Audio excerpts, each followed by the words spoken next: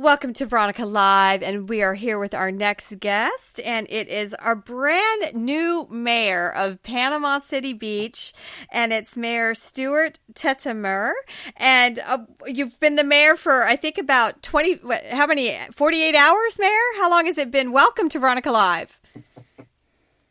Thanks, Veronica, and thanks, John. Yeah, just got sworn in on Thursday, so it's been quite the whirlwind after bit of a long campaign. Well, congratulations. And that was the thing. I wanted to have you on as our new mayor because, I wasn't tracking the race. I thought it was going to be this Mayor Sheldon thing and everybody was behind Mayor Sheldon. And plus I can't vote in that mayoral race. And then you emerged victorious. So tell us about the campaign. And, this is you've already had a commission, I guess a meeting, and you're pushing forward all kinds of things. So tell us about the campaign and how long, when did you decide to run, I guess is the question. We'll start there. Well, a week or two before. So I've been involved in some local neighborhood politics involving the CRA, and kind of went just back to normal private life. I work with some local ministries here, and was finishing up my parents' house.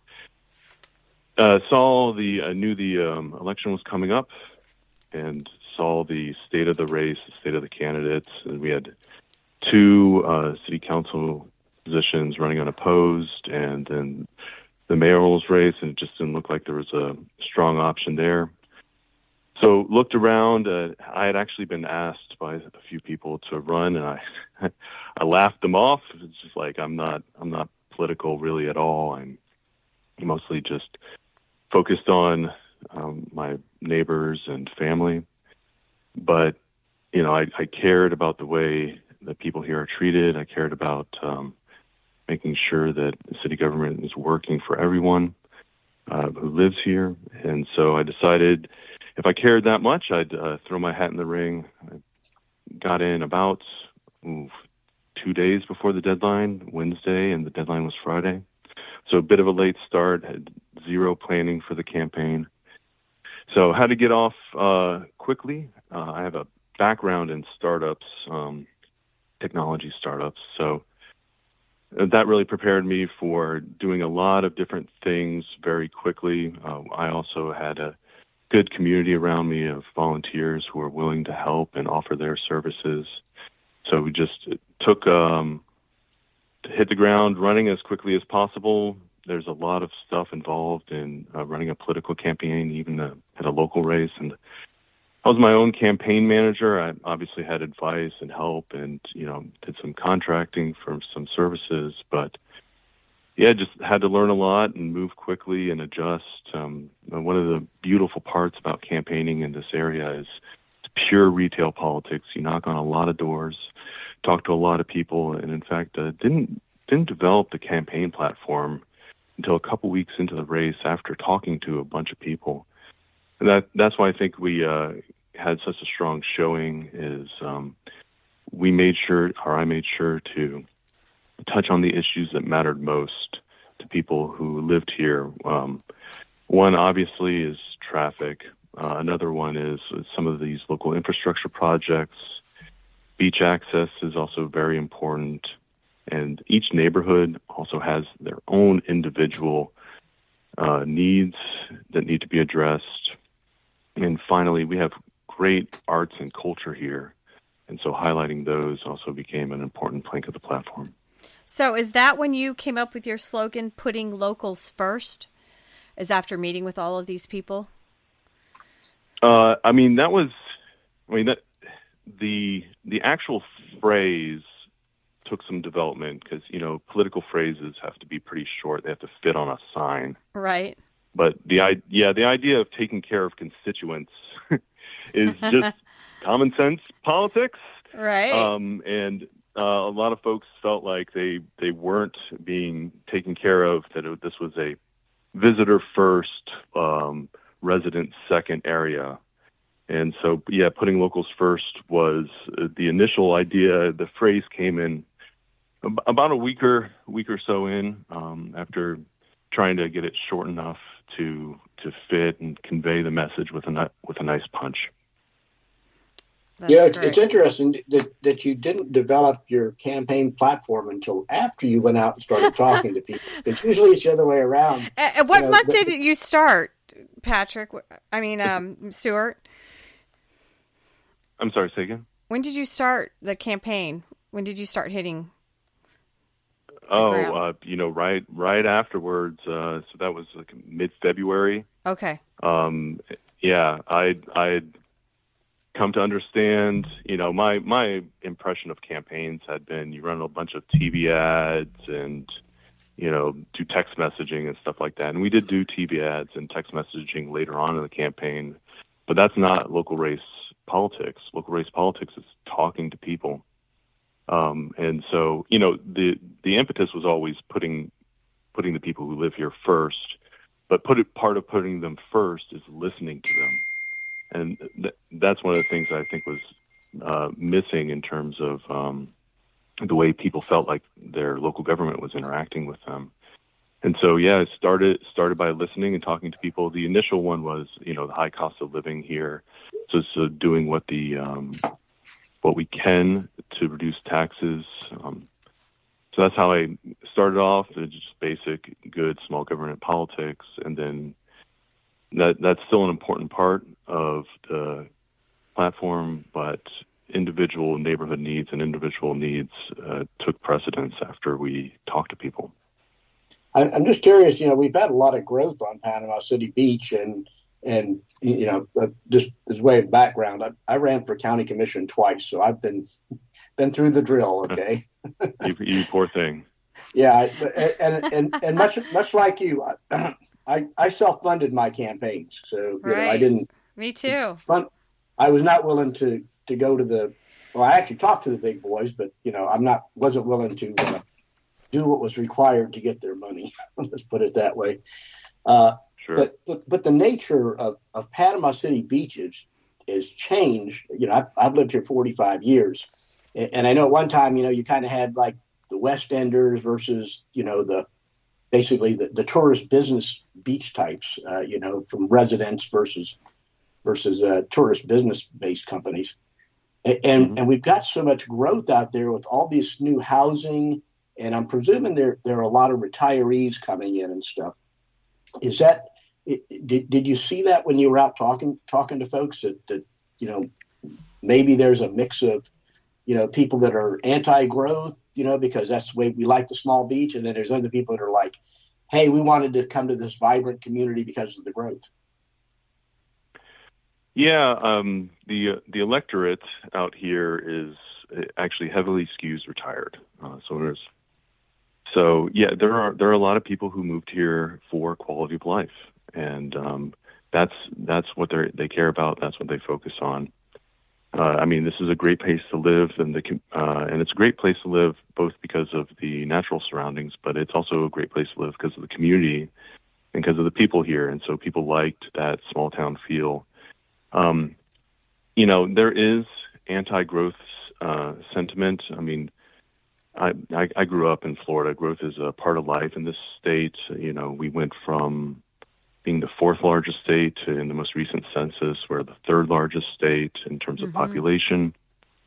So growth is a part of life. When I went away to college and I would come back for winter break every year, and I'm from Kissimmee, Florida, every year there seemed to be a new development, a new subdivision. And so growth is a part of life here. And the question is, how do we make sure to build infrastructure and manage the growth and make sure that we're not just, growing for the sake of growing.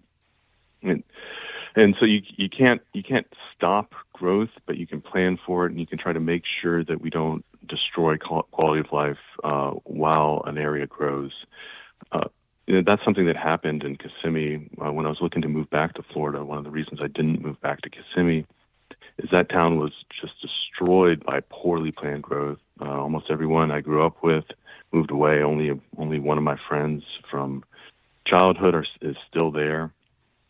So planning for growth is essential, and trying to figure out how we do that without being under construction forever, which is yes. kind of a delicate balance to have.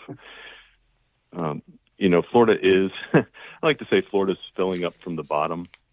If you've ever been to South Florida. Yeah, I love Miami. One giant city from Miami to Juniper. Oh, yeah. And I mean, even Kissimmee has essentially become part of Orlando. They're a small town. St. Cloud, neighbor city to Kissimmee, is even starting really growing. And formerly small towns have their own schools and other infrastructure of a growing area. So, as growth hits here, we need to make sure that we don't repeat the mistakes of the rest of Florida and try to keep that small town character. That's exciting. Yeah, that's an interesting comment. I have a house up here in west of Atlanta, and it's a farm actually. And I've met a lot of people up in this area, the northwest part of Georgia, Tennessee, and some of Kentucky. There are a lot of people from Panama City Beach up here that are moving up here because they are fed up with the growth down there and the traffic and stuff. They love the beach, but you can't go anywhere without getting into gridlock, basically, particularly during the summer. And they just don't want to live like that. So it's interesting that you touched on a nerve there with your campaign, apparently. Oh, well, I mean, and that was a very common comment I got when I was campaigning. It was, I'm looking to move. And that's the saddest thing. I've been here, a person will say, I've been here 10, 20, 30, 40 years, and I'm looking to move soon because of the traffic, particularly, and because of the traffic during the summer. And in some ways, there is going to be traffic during the summer. It's a beach, it's a beach town. That's when students are off. That's when it's nice to go to the beach.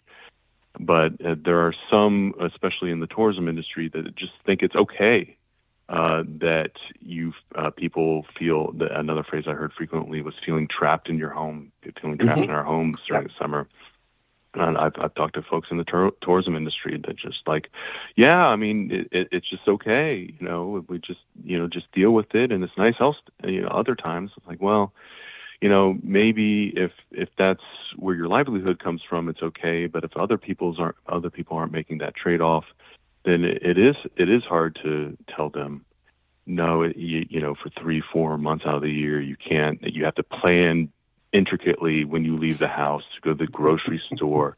You can't go to your beach during the time when visitors are going to the beach. And it's a balance there. We do need our visitors. One of the deals that Florida makes with its tourist towns, it's kind of an implicit deal, is that residents get world-class amenities and low taxes in return for, honestly, putting up with some of the tourists. But you don't want to have a tourism-first mentality. You want that balance between residents, locals, and tourists. And so that's the balance I tried to strike through the campaign, and that's the balance I'm trying to use going forward. Some of the movement we have some of these events that were in the shoulder season to encourage more year-round visitors, and they got moved to at the beginning or the height of the busy season. Encourage those to move back off season, having more year-round jobs. If you look at the way Panama City Beach government is funded, what the tourists are contributing is really that 1% sales tax. And so if those sales tax dollars come in September, October versus June, it doesn't really make a difference.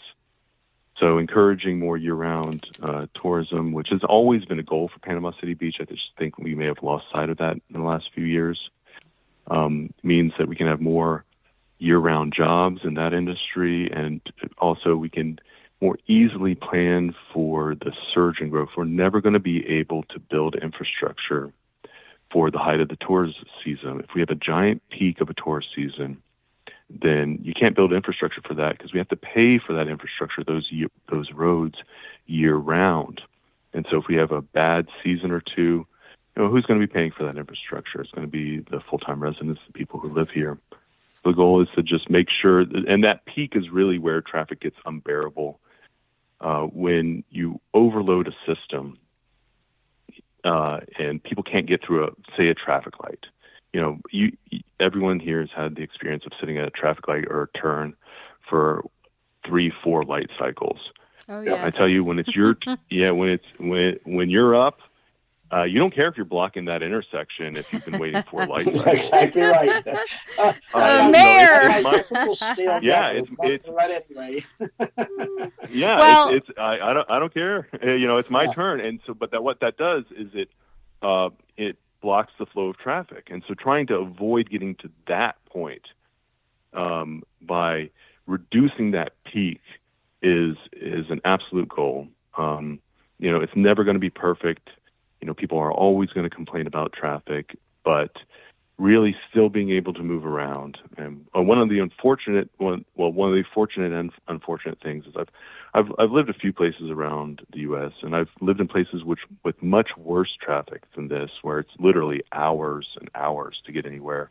They won't measure travel time or travel by distance. It's by time.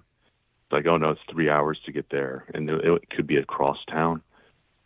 And so we have some folks who have moved here from, say, Atlanta, and they're just like, oh, this traffic isn't bad. You can just accept it. It's like, no, that's not the culture of the area. I kind of like it when people, are emphatic about complaining about traffic, because we want to keep that culture. We want to keep it so that, hey, this does feel like a small town. People didn't move here or grow up here to be in a large city. If you want a large city, there are plenty of large cities in the U.S. You feel free to go to one of those if that's okay with you. If not, let's keep the nice parts of being a small town. Well, it's interesting. I was just going to say real quick. I've lived in Jacksonville for many years ago, but for a long time. But one of the things that I noticed about the Jacksonville political class was they had the vision to start building infrastructure and roads, and people were always complaining about, you're building this road to nowhere. And you go out there, 30, 40 years later, and you look at somebody had the vision to do that. Yeah. And the traffic, was never a problem, and it's still not a problem, because somebody had the vision to do it before the growth and not try to do it during the growth. And that's what we seem to be going on right now. It's like, we're going to 3-lane, Back Beach Road or develop some other parallel roads. I mean, there's only so much real estate out there, but we seem to do it while the problem's going on. We're trying to build more, which makes the problem even worse. So where's the vision at for this stuff? Yeah, I mean, it's that old saying: the best time to plant a tree was 20 years ago. The next best time is now. And Mayor, because I've been in that business. I ran a PR company, and all we did was work for engineers building roads and bridges, and it's such a long process to get them done. So I'm with John. What is the vision of this? Because Jacksonville, I go there, twice a year, and you just. It's quick to go around that city. Yep. It's so wonderful. Yeah, I mean, if you're asking me what the solution is right now, I think we need to figure out Front Beach Road. We have a plan for Front Beach Road that is poorly suited toward the area. It involves bus lanes. And, that's some of the most expensive real estate on the beach, some of the most expensive real estate in Bay County, and putting red bus lanes there just doesn't make sense. And so because it takes so long to do construction, they had this plan, 15, 20 years ago, maybe 10 years ago. They're just going forward with it. But, times have changed in terms of how we can do transit. And the culture is not well suited to buses. Our people who live here aren't mass transit users. The people who visit here, you're coming from rural Tennessee, you didn't drive down here to go hop on a bus. So figuring out a plan for Front Beach Road is important. I like maybe adding an additional westbound lane especially toward the Pier Park area, and then maybe considering doing some separated bidirectional golf cart lanes or something like that. But we need to discuss and figure out a plan there. I know there is Philip Griffith Senior Parkway, the extension there is in progress. That's very nice. Very nice. Yeah.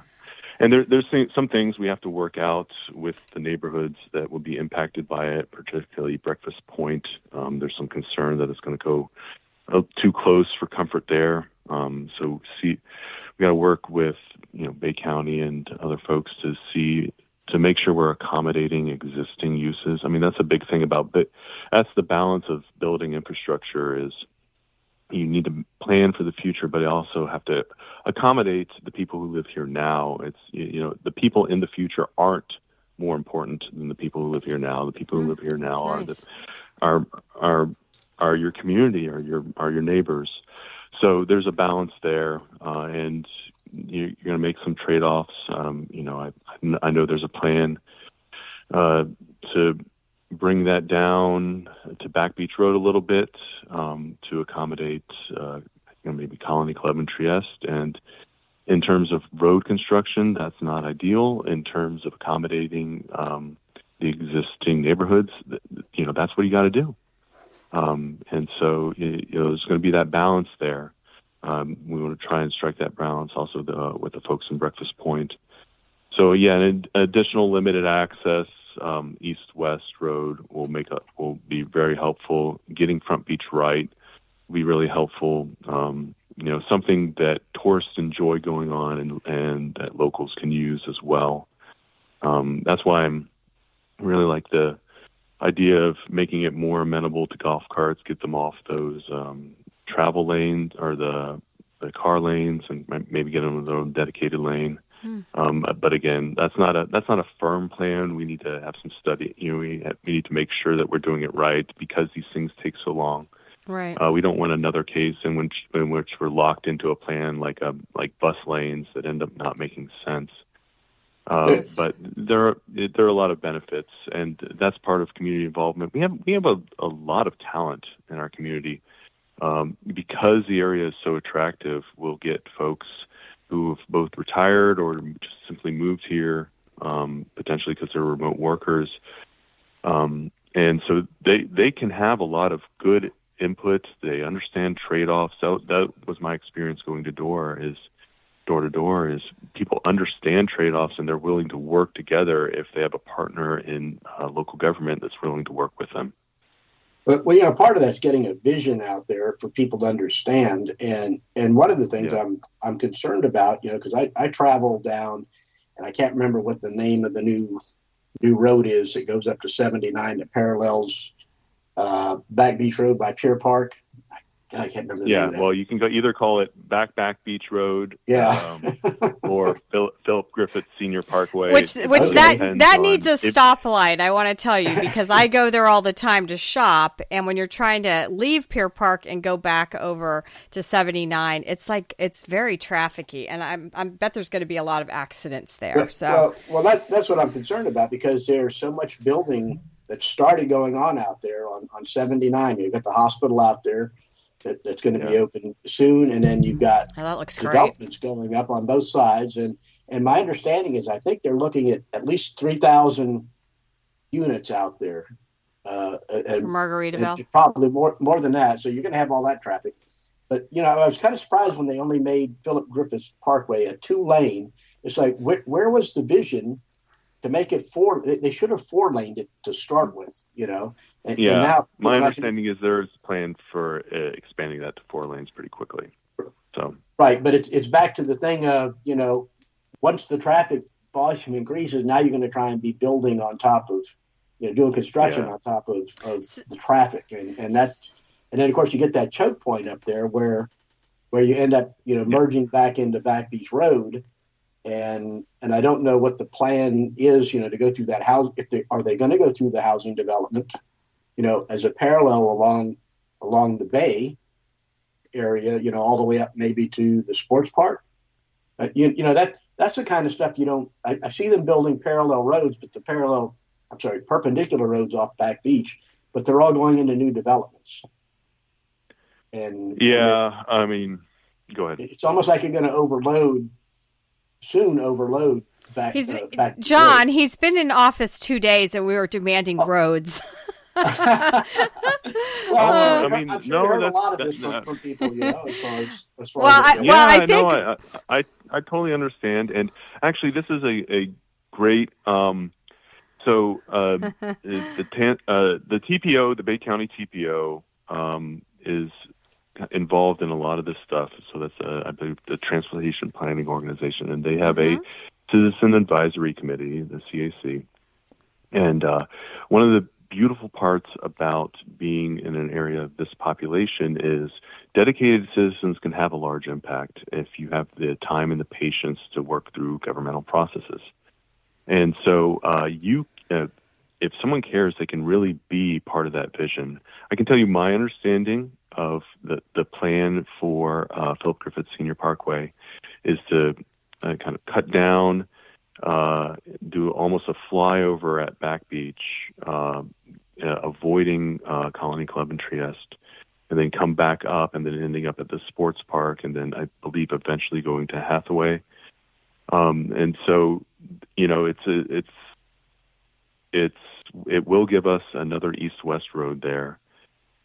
It will be limited access. One of the issues, again, my understanding is, Back Beach Road had so many driveway cutouts that it's not ideal for quick east-west traffic.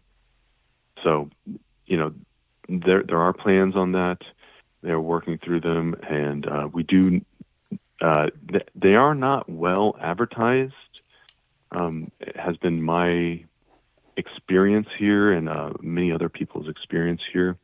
And so I think there's an opportunity there, and something certainly I would like to pursue in elected office of just doing a better job of communicating and encouraging civic involvement.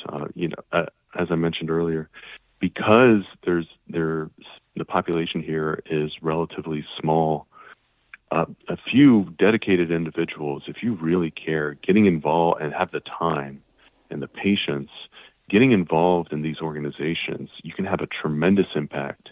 And because we have a very robust retiree population, we have people with a lifetime of experience and wisdom that may not be aware of these opportunities. They are, but are willing to serve. We have a lot of folks who are in the armed forces who retired here because of this area's strong connection to the armed forces. They were stationed here. They wanted to come back. So, continuing that service into retirement, or even if you aren't retired and have some extra time, will really help shape the vision of this area. Because you can't just rely on elected officials to do all this. I want your input. We want your input. No one wants to go out there with, you have to have a vision and have to have a plan, but the plan has to be rooted in the local culture as well as the practicalities of traffic management. So we can merge those together if we have a good, strong dialogue and communication between folks in government and the population that they're serving. So, Mayor, were you getting complaints about spring break? Because John and I lived here when spring break used to be out of control.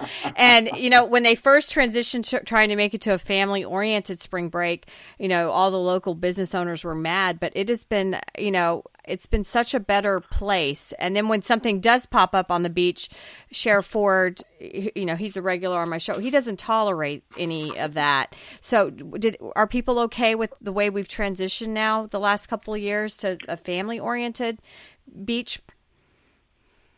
So I've heard some comments both ways in terms of, we liked it the old way, spring break, but a lot of people have been very satisfied with it. I'll also congratulate Chief Talamentes, especially during this most recent spring break, with a robust strategy of trying to stop problems before they start. Yeah, he's great. It's I did not live here at the time, but I was certainly aware of Panama City Beach. And yeah, we used to be on the news all the time. Yeah. And rarely is a city on the news, national for good news reason. For good no, reason. it's been Miami lately. But so, Mayor, I don't know that we're going to spend whatever they spent, $1 million or something on an advertisement telling people to go away. It can be a little bit more fiscally conservative than that. It's a low bar, but no, my impression and talking to people is people are happy with the way spring break has evolved. Good. Okay. I know great. It was a heated discussion at the time. There is some residual issues with high school spring break. Yeah. That we saw, and the problem with high school spring break is these kids come down here, they don't have much money, and then the beach, and then you're not going to go to the beach at night. So what do? Well, you're a high school kid, you're going to get in trouble, and so just trying to figure out how they can have fun while we make sure to have robust enforcement of the troublemakers, because and Chief, the entire PCB police force and Chief Tormentas does a good job of stopping those issues before they start. But making sure that, they do have maybe something to do that's not getting in trouble could be an option on that. But yeah, the spring break thing seems to have passed. The culture here has evolved away from that. And, the closing of the two very large clubs, unintentionally or kind of helped with that. Yeah, we've come a long way from Chief Lee Sullivan cranking off a shotgun on the beach to control a riot. Mayor, better spring break experience. I wanted you to tell us about your background, because you're obviously you're brilliant. You've got a master's in engineering and computer science from Cornell, so this is going to be so handy with all of this, engineering that you need to come up with roads and things. So tell us about where have you been? Oh yeah, I've lived a few places around the U.S. So I grew up in Florida. Was born in Winter Haven. Moved to Kissimmee when I was young. Stayed there through high school. It was public school all through high school. Played soccer and then just some local sports, football and basketball around the neighborhood. Went to Cornell University. I was there up through that Master's of Engineering and Computer Science. Beautiful area up there. That was the first time I ever saw a chipmunk, which I was like, I'd only seen them in Disney cartoons. And so and then the people there are kind of sick of snow, but man, the snow was so neat when you first see it. After the 4th or 5th month of snow, you get a little tired of it. But that's actually a beautiful area that has central New York, not New York City. It's, for people who don't know the area, central New York is pretty far away. The Finger Lakes region is pretty far away from New York City. Yeah.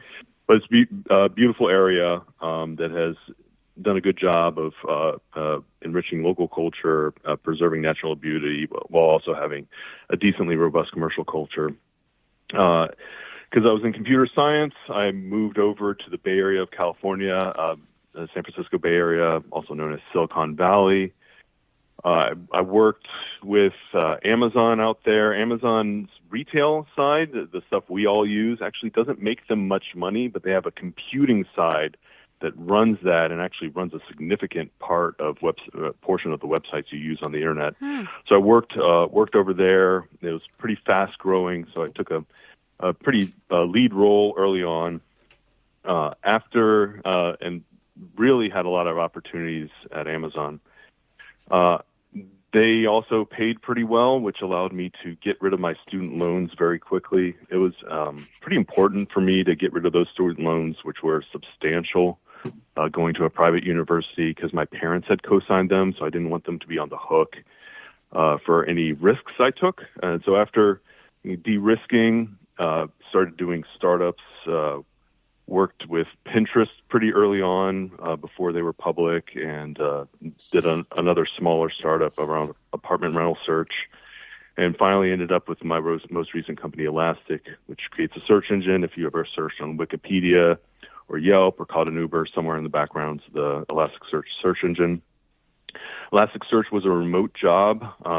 California, or especially the Bay Area, there are positives to everywhere in the country, but there are a lot of negatives to that area, including the some real bad parts about the local culture. I had a homeless encampment on my street when I lived there. Oh my gosh, it was, Mayor, no. Yeah, no. Yeah, exactly. I was just like, oh my goodness. When I would travel into San Francisco, I would literally pass people who were laid down with needles in their arms.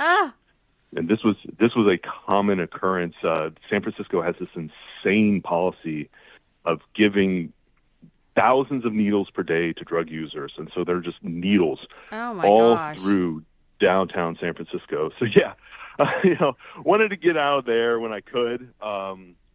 My parents, when they retired, had decided that their dream was to travel the U.S. in an RV, so they sold their home in Kissimmee. And I thought they would last 6 months, but they made it through 3 years before they wanted to settle down.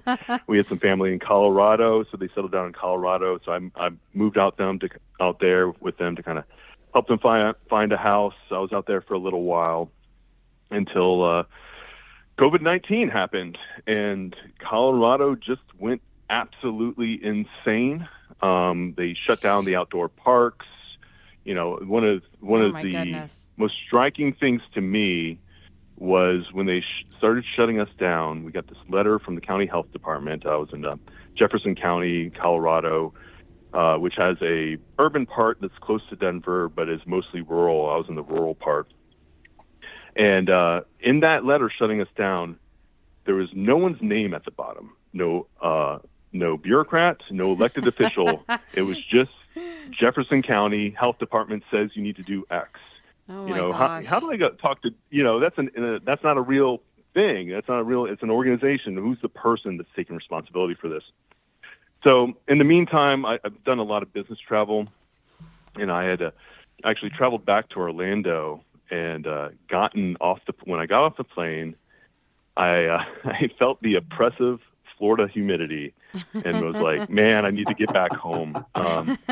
So I kind of had in my back pocket an idea to move back to Florida. Like I mentioned earlier, Central Florida had just become a mess.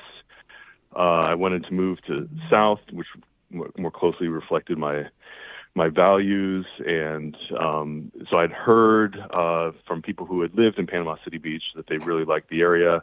I was like, okay, one day, we'll see what happens. I'm kind of here in Colorado, but then COVID-19 hit. And Governor DeSantis had done a really strong job on COVID, actually followed what we were supposed to be doing. It kept the state open. So I was like, okay, well, let's go check it out. I came down here Memorial Day of 2020. This area had just opened up, which meant there was a lot of retail or there's a lot of home inventory available. I probably looked at 50 homes that week, Memorial Week 2020. I found a friendly neighborhood. I mean, all the neighborhoods here were friendly, but I found one that really clicked with me. You put an offer on a house, and then after that, moved down. Once I got settled here, sold my Colorado house and moved my parents down. We started building them a house. That actually just finished last June. Punch-out list finished in September. So now they're settled with their house. We're happy with that, and that's how I ended up here. It's kind of a long, convoluted story, but wow. Well, now you have the weight of Panama City Beach on your shoulders. This is so exciting, and I love that you've traveled around, because I think as a retired military officer, I've traveled the world, and we bring our best ideas to where we land. Yeah, and well, thank you for your service, first of all, and. Yeah, I mean, that's one of the things about having lived in a few different places is you get to see what works and particularly what doesn't work. And so having that experience, I think, is pretty useful. Panama City Beach is is so special in terms of its economics and it's the culture that's here. One of the things when I moved here that was really important to me was integrating with the local culture. And I did that through a local ministry called Beer and Bible, which kind of goes out into the world and finds people who are not currently being served by the church and does ministry in public. So, we have a group at Craft Bar, North Pier Park, and also a group at Salty Oak Brewery in town. And we just kind of study the Bible. We go through the gospel accounts. You don't have to know anything. Well, you need to invite me, Mayor, because I've done Pints with Padre that I started with the priest. Oh yeah, come on out. So I want to come to yours. So Wednesday, everyone's invited. It's the Panama City Beach group. We meet Wednesday, 7 p.m. to 9 p.m. at Craft Bar. Okay, well maybe I'll join you this week. yeah. Salty Oak, or the in-town group. Yeah. The Salty Oak, Tuesdays, 7 p.m. To 9 p.m. And again, you don't have to know the Bible at all. All the questions we talk about, you can do based on the passage we read there. It's ecumenical. It doesn't matter what church you go to.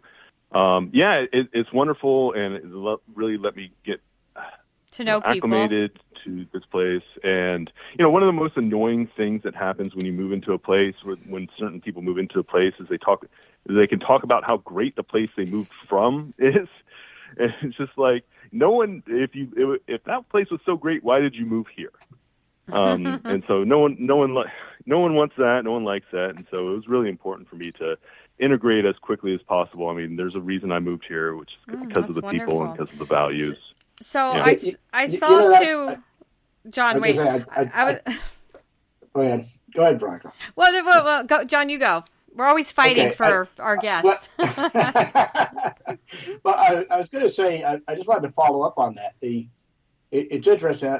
I have a degree in computer science also, so I understand the mentality. And one of the things I've always had an issue with, and I've been here for 45 years, and one of the things I've always had problems with is attracting technical people down here.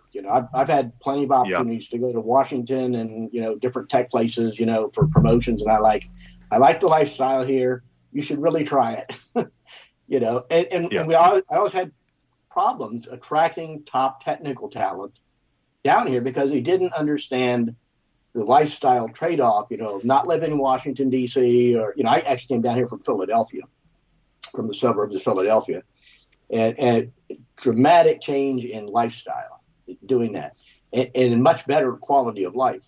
Is any of your goal to try to maybe encourage that kind of development down here, or are you kind of out of that business now that you're into politics? So I actually, I try to keep this place a secret, to keep it small.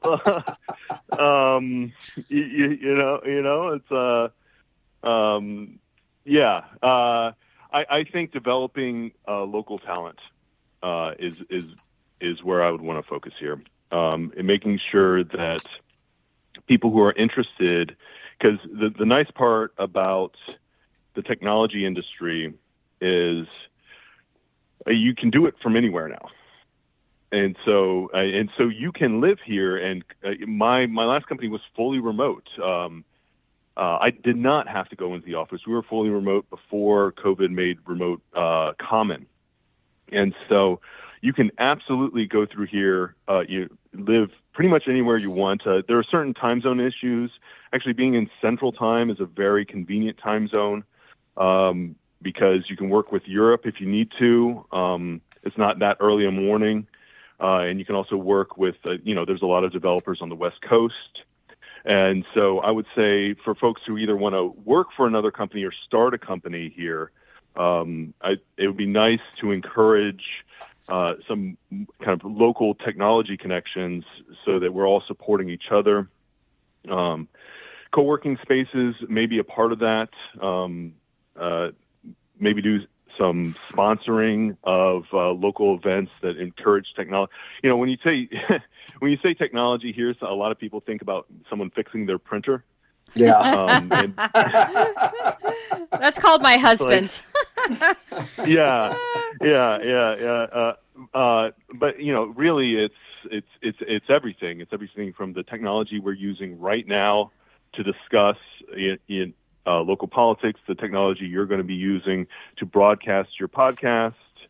Right. There's a lot of things that and actually small teams. When I was on Amazon, they actually had this concept called the 2-pizza team. And the 2-pizza team says that the perfect size software team is a team that can be fed by 2 pizzas. You actually don't want a large team because there's a big overhead to communication. The larger team, you have to have structure and hierarchy and other things that really slow you down. You want to keep your team as small as possible, and there's a lot of tools you can do to do that. I know Alan Branch actually worked with some of those tools. He's a very successful software engineer in town. So kind of encouraging that local culture, or if you're interested in that, making sure that we're working with maybe Gulf Coast State or just some of the local programs, even some of the high school programs, to present that as an option. So I know we're getting short on time, so I want to do like a quick fire, like a fire round. I've got some quick questions, and you can answer them quickly. So I know you're working on trying to get some tornado notification out on the beach. So just like a sentence or two on that, Mayor. Yeah, that came up. That's one of the things that came up during the campaign. It seems to be a perennial issue out here. There's always a question of cost of infrastructure and maintenance. And so we're trying to figure out what the cost and maintenance will be in terms and the value. There's a possibility of using weather radios as a way to bridge the gap there, so you can still not deal with someone whose cell phone is off or something in the evening. Yeah, have something that is pinpoint, hey, there's a tornado. So there's some possibility that's there. We just need to be practical about it. Okay, and then the support that the rec endorsing you, that was huge, I assume, in your campaign. Yeah, particularly Governor DeSantis, endorsing your opponent. I thought I was surprised at that one, really. Well, but he didn't use the word endorse. He used the word support. Okay. So... The governor doesn't support anybody. That's the part. Well, I mean, I was a little surprised at the timing of that. It could have been a little bit early on if it was stronger. But the reality is this was a local election about local issues and about taxes, traffic, infrastructure. And so that's why we get out to vote. And in terms of the rec endorsement, I mean, that was tremendous. That was huge. I think they saw us. My predecessor didn't really support the local political organizations, had not been to any of their meetings, saw someone who was for small, open government, small government, lower taxes, trying to be responsible in terms of the way government works. A lot of people are focused on national politics, and they do occasionally intrude on local politics. We had a recent proclamation for fair housing, in fact, that had included, I think from Washington, a phrase that said, everyone's for fair housing, but they also said Panama City Beach City Council is committed to advancing equity for all. And, that's just a political phrase that we do not need in here.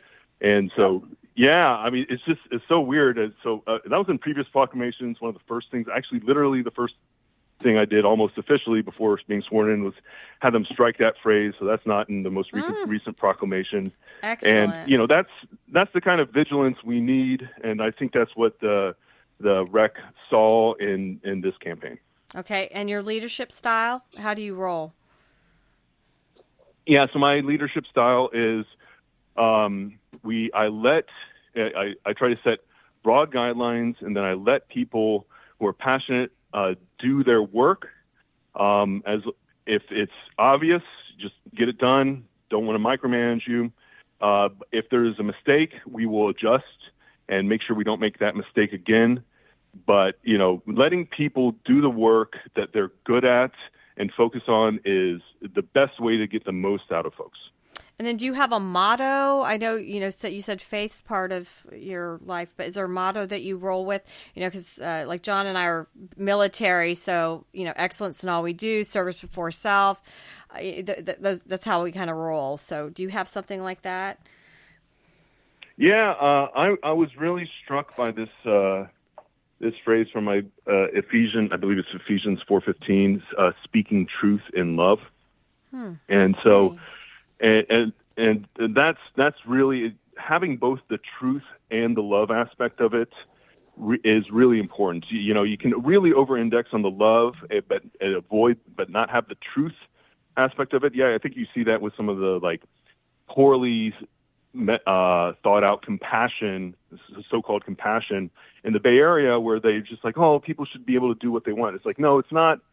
It's not truthful to allow people to kill themselves on your city streets. I mean, you may think that's love, but it's not. And so, but also having the truth part combined with the love part, where you can speak truth to someone, but if you're doing it in a harsh and negative way, they're going to turn away from that truth, even if it's reality. So it's that combination of the two that really I like to go with, and also just keeping your eyes on God. You have to move in the world and keep your eyes on God, but you have to have both the movement and the direction. And so truth and love and the movement and direction with eyes on God are two things that I try to live. And then your parents are here. Is that your family? Are you married and have children? I'm in a committed long-term relationship with my girlfriend. Okay. But I'm not married. Yeah. It's part of the things, and when I talk about balance, I really mean it. My earlier life was unbalanced. I was almost entirely focused on my career and kind of let that other part of my life slip by. And but being able to come here and have a little bit of slower pace of life has really let me focus on that part of my life too. And is 4 years enough, Mayor? You're going to have a busy 4 years, and we're going to be knocking on your door to come back anytime. Yeah, I've on the campaign and in life, you have to have a long-term focus, but it's a day at a time. You want to both have your eyes kind of toward the ground, what step in front of you are you taking, and your eyes toward the horizon and even up a little bit. So it's a combination. I'm just focusing on a day at a time here, trying to make sure we do what makes sense. I mean, we have a busy tourist season coming up. We have a hurricane season coming up. There are practical day-to-day things we need to be focused on, but we also have to do this longer-term vision we spent the earlier part of the conversation talking about. So any final thoughts for our listeners? Oh, yeah, absolutely. I touched on this earlier, but volunteering and serving with strong dedication and not being lukewarm is the best way to make this a strong, trusting town. So whether that's your church, a civic organization, government, serving on boards, or even individual things like the parking mobility study, or working in the sports league. I know the sports league is always looking for referees. If you're able to serve and you're dedicated to it, that's what makes a wonderful town, is those kind of folks who have a little bit of extra time and are willing to give to the community. Well, it's been... Go ahead, John. I was going to say real quick, Stuart, on that note, if you could come up with an application for people to connect to those kind of things, I think that would be fabulous. I learned a long time ago, when you're looking for volunteers, people are willing to volunteer, but you have to ask them. You can't, if you sit around and wait for them to show up, it's never going to happen. And that's really the key to successful volunteer programs, is figuring out how to do the ask. You do the ask, and they'll respond to you. And I don't know if it takes a database of, here's all the kind of stuff you can volunteer. If you're interested in this, give us a call. Let us know. And there's just that connection doesn't exist right now. You can't find this stuff. Yeah. I know that was actually a challenge. One of the things I did when I first moved here was go to the Chamber of Commerce and call every single volunteer organization to try and find opportunities, and wasn't as successful with that. And so actually, John, that's maybe not in the next year or two, but that is a personal goal of mine, is to help, once we get a little bit more settled in this role, is to kind of as a private citizen, develop an application like that to get people well integrated with the community. I've had pretty decent success of doing that with my folks at Beer and Bible. And so trying to broaden that out, I think is a really good idea, and I appreciate you bringing it up. Well, and I wanted to thank you too, Mayor, because literally I reached out to you before my event with that billionaire, and you showed up. So that was kind of your first outing as our mayor-elect, and and everybody was so excited that, oh my gosh, you got the new mayor here. So thank you, because the billionaire was so impressed with the outreach of our community. So I appreciate you coming to that event, because it was a $50 million investment, and we want to take more of his money. Yeah, I mean, it was great to meet everyone there. I try to just get out in the community, whether it's folks doing heavy investment, or it's just an individual civic organization. One of the first things I did after being mayor is attend the local Optimist. Literally the next day, I attended the local Optimist Club meeting. And so, just making sure to hit everyone and show that, hey, this is our local government. We want to hear from you. Well, it's been such a pleasure. We've been talking with Mayor Stuart Tettemer. He's our new Panama City Beach mayor as of 48 hours ago, and we will be having you back, sir. So we appreciate you joining Veronica Live this morning. Thank you for the wonderful opportunity, and I really appreciate Veronica and John. This was absolutely great. Have a great rest of your day. We'll be right back on Veronica Live.